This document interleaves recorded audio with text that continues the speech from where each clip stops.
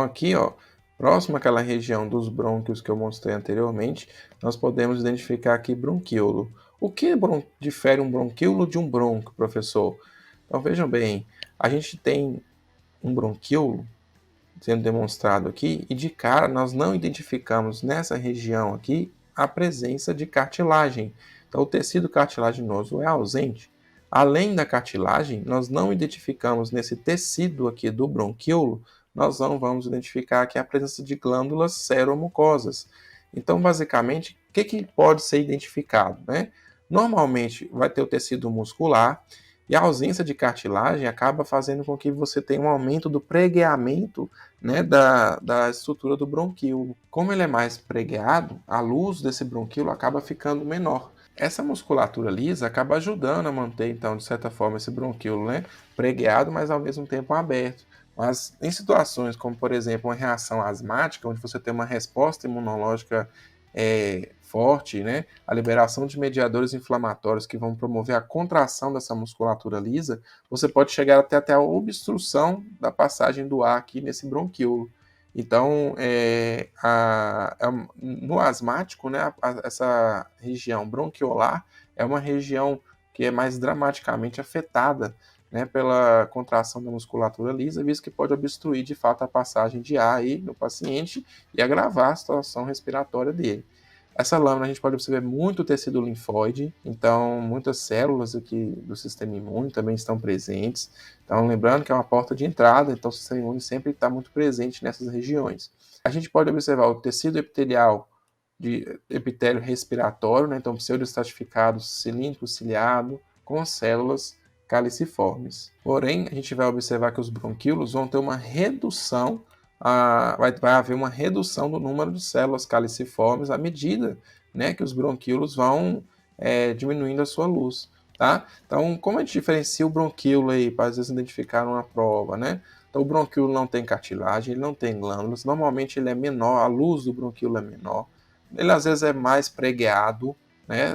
A gente também pode encontrar bronquíolos pouco pregueados também, mas isso aqui é uma coisa que você normalmente não vê em brônquios, então esse tanto de pregueamento aqui, né, do tecido epitelial. Aqui a camada muscular está presente, né, além do tecido de revestimento. Vai ter menos células caliciformes também, se a gente for aprofundar aqui na visualização do epitélio respiratório. Então, isso permite a gente diferenciar então, o bronquíolo do brônquio. Agora, os bronquíolos, a gente muitas vezes discrimina eles em dois padrões. Tá? Nós vamos diferenciá-los em bronquíolos primários, né, maiores, os bronquíolos terminais, que vão ser onde acaba de fato a área condutora, né, a via condutora aérea, e aí a gente vai observar que o epitélio vai se modificando, né? Ainda a gente pode observar que é um epitélio colunar, mas à medida que a gente chega a nível aí de bronquíolos terminais, nós vamos ver que vai haver uma mudança no tecido epitelial, onde o tecido deixa de ser cilíndrico, né, para uma aparência cuboide. Então vamos ver aqui um bronquíolo terminal, onde a gente vê uma luz menor também do bronquíolo. Nós vamos ver que ele tem também músculo liso, porém em menor quantidade do que, obviamente, né, o bronquíolo primário. Continua sendo bastante pregueado, porém o tecido epitelial aqui, ó, do epitélio de revestimento, ele já migra de um tecido colunar para um tecido cuboide, né? Então a altura do epitélio vai diminuindo à medida que esse bronquíolo vai finalizando, né, a via condutora de ar. A gente vai entrar então daqui a pouco então nos bronquíolos de fato respiratórios, nós vamos ver essa modificação do tecido epitelial. Então podemos ver aqui um epitélio simples, né, já não mais muito pseudoestratificado. Então olha essa região aqui, por exemplo, a gente pode observar a falta de pseudoestratificação, aqui ainda tem um pouco de pseudoestratificado, porém aqui já começa a ver o aspecto cuboide e também simples do tecido.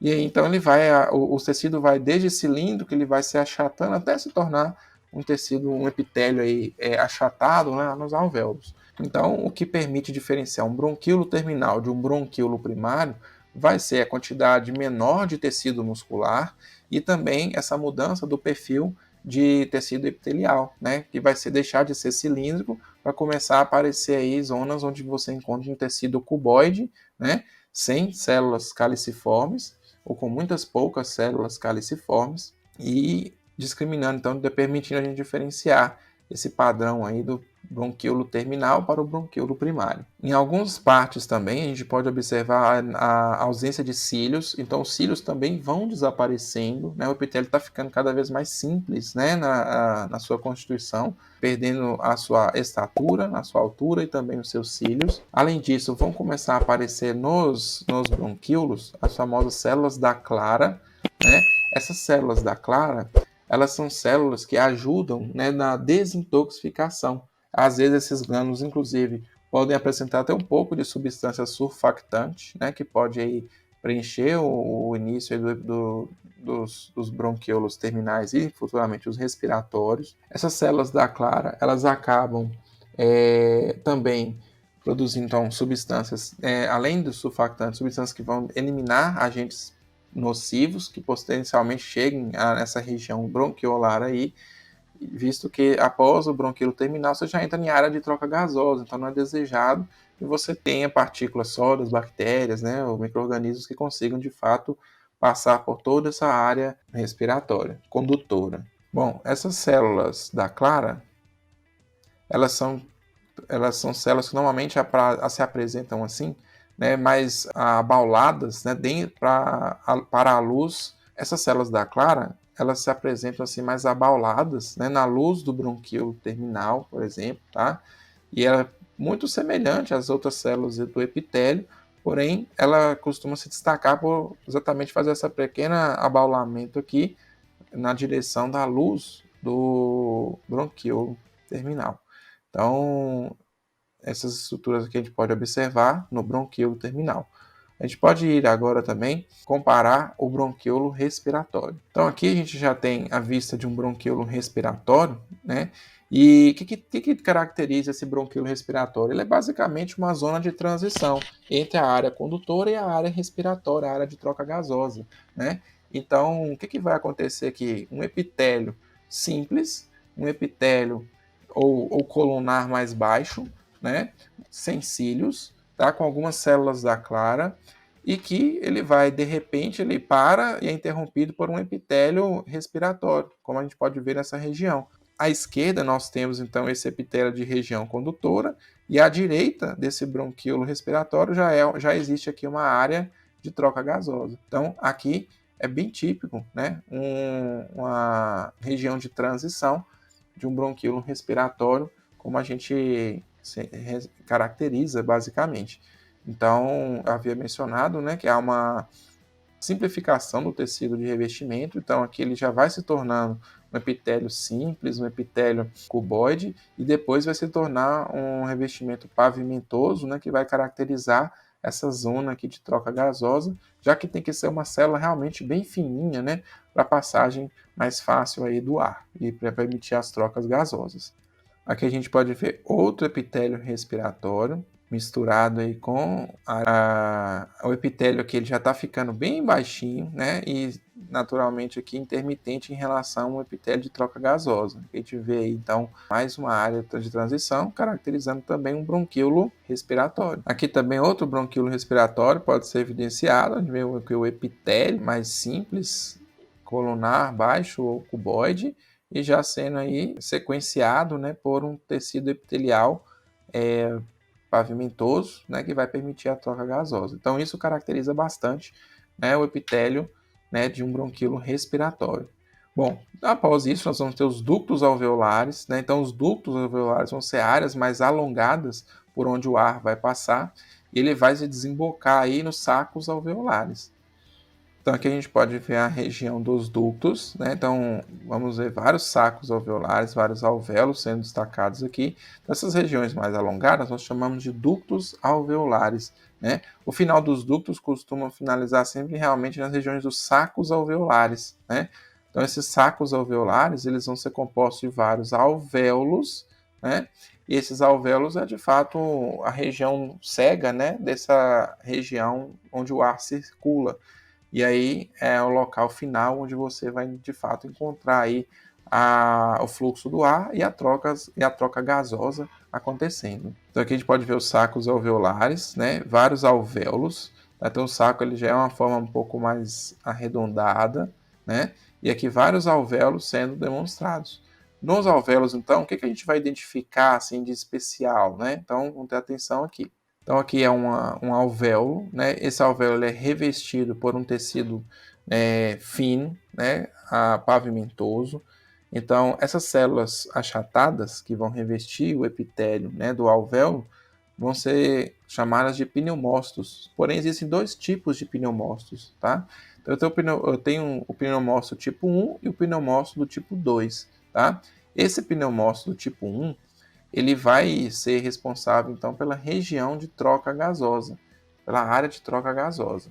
Enquanto carrega aqui, estou aguardando um pouquinho. A troca gasosa, então, acontece com o pneumócito tipo 1, e ali o gás carbônico, o oxigênio vão facilmente ser transportados, né, pelas células e para a chegada aí na região, né, dos capilares. Podemos observar aqui algumas células vermelhinhas, né, normalmente se tratam de hemácias, e de capilares que aqui estão presentes. Então aqui, gente, a gente vai procurar algumas células achatadas sempre na periferia, né, desse alvéolo, para tentar aqui, ó, a gente pode observar isso daqui. Isso provavelmente ou é o pneumócito tipo 1, mas também não exclui a possibilidade de ser o núcleo de uma célula endotelial, já que aqui temos capilares, né, que estão promovendo a troca gasosa. O que a gente tem então nesse septo aqui que separa os alvéolos? Nós chamamos essa região de septo interalveolar, tá? O que tem aqui? A gente tem um pouco de tecido conjuntivo, naturalmente, substância fundamental amorfa, às vezes um pouco de fibroblastos, tecido conjuntivo rico em colágeno, né? Em fibras reticulares, elásticas, e também a gente vai ter aqui as células do epitélio de troca, né? Então, o pneumócito tipo 1, e as próprias células endotelial. Podemos, então, definir que a região onde ocorre, de fato, a troca gasosa vai ser aqui nesses septos interalveolares, né? Separando aí diferentes alvéolos, né? E os seus bolsões de ar. Então, tem vários alvéolos aqui, e um tipo de células que é interessante, às vezes, a gente discriminar aqui vai ser o pneumócito tipo 1 do pneumócito tipo 2. O pneumócito tipo 1, ele vai ser uma célula, então, mais achatada, tá? Que normalmente reveste essa região aqui do alvéolo. E o pneumócito tipo 2 já é uma célula mais arredondada, né? Às vezes até proeminente aqui na região do alvéolo. Como, por exemplo, aqui a gente pode suspeitar de tratar-se de um pneumócito tipo 2, né? O que um pneumócito tipo 2 vai produzir? Ele vai produzir uma substância chamada surfactante, né? Esse surfactante, ele tem a propriedade, né, de manter os alvéolos abertos, porque o surfactante pulmonar ele quebra a tensão superficial da água, impedindo o colabamento dessas estruturas do alvéolo, e isso é extremamente importante para garantir o funcionamento, né, da respiração. Então, muitas vezes a gente pode até chegar. Macrófagos alveolares, eles acabam estando presentes nessa região, né, do tecido pulmonar, identificando aí partículas de poeira, né, e por isso também pode ser chamada de células de poeira, que porventura essas partículas venham parar nos alvéolos. Então, como é um corpo estranho, o macrófago alveolar ele fagocita essas substâncias e a mantém dentro de si. Então, por isso a gente às vezes identifica aí macrófagos com coloração, né? Essa coloração seria a coloração pigmento externo, né? Às vezes de carvão, se for poluição atmosférica, e a aparência desse macrófago é semelhante também um pouco aí com a do pneumócito tipo 2, por ser uma célula mais globular, mais globosa. Então, os sacos alveolares vão ter os alvéolos vão ser divididos por septos interalveolares. A gente encontra aqui, basicamente, o pneumócito tipo 1 e tipo 2. Provavelmente a célula do pneumócito tipo 2 é achatada, e a célula do pneumócito onde a célula do pneumócito tipo 2 é mais achatada e a célula do pneumócito tipo 2 ela já é mais globosa, né? É uma célula que tem mais citoplasma, já que ela secreta substância surfactante. Também temos os macrófagos alveolares, que eventualmente podem aparecer, inclusive, com alguma coloração, né? Então aqui, um macrófago tipo 2, ou pneumócito tipo 2, né? provavelmente se trata de pneumociste tipo 2, ele chega até fazer também, assim como as células da Clara faziam lá, aqui elas fazem alguma protuberância, né, no alvéolo, bem como também células mais achatadas, como a gente pode ver aqui, provavelmente é o pneumócito tipo 1, né? Bom, pessoal, então a gente pode observar que esses septos intraviolares eles são realmente muito finos, né? E então a passagem de sangue aqui nos capilares eles se tornam muito dificultosos. Então realmente poucas hemácias, né, vão caber enfileiradas aí nesses capilares. Eles acabam as hemácias tendo até que se contorcer. E é interessante comentar isso porque o pulmão é um órgão que é muito sensível a embolias, né? Embolias é quando nós temos aí o transporte de substâncias pelo sangue, substâncias às vezes sólidas, às vezes gasosas, inclusive líquidas. Então, trombos, por exemplo, que são os mais famosos tipos de êmbolos que nós temos, que são sangue solidificado, eles normalmente afetam bastante o pulmão, porque ao cair nesses capilares, né, dos septos interalveolares, eles podem vir a obstruir essa passagem de sangue, gerando então um embolismo, né, uma embolia pulmonar, e agravando a situação de saúde e a função respiratória dos pacientes, né? Então a gente pode ver que é bem fininho, de fato, esses alvéolos, esses septos interalveolares. Então, se essa aula ajudou vocês, peço que compartilhem, que curtam, façam comentários. Se tiver alguma dúvida, pode pôr no comentário, que posso ajudar respondendo aí as dúvidas de vocês. Então, curta, compartilha, que ajuda o canal também a crescer e a chegar a mais pessoas. Se eu conseguir chegar a 1000 inscritos, eu prometo aí que eu vou fazer uma aula de revisão, destacando as diferenças entre os tecidos no tecido respiratório para vocês. E se eu chegar a 1000 inscritos, vou fazer uma aula de revisão, onde eu comparo aí as estruturas do aparelho respiratório, da histologia do aparelho respiratório, para ajudar vocês aí a distinguir e diferenciar bem os aspectos do aparelho respiratório, que podem eventualmente vir a ser cobrados de vocês em avaliações, ok? Então um abraço a todos, tchau, tchau!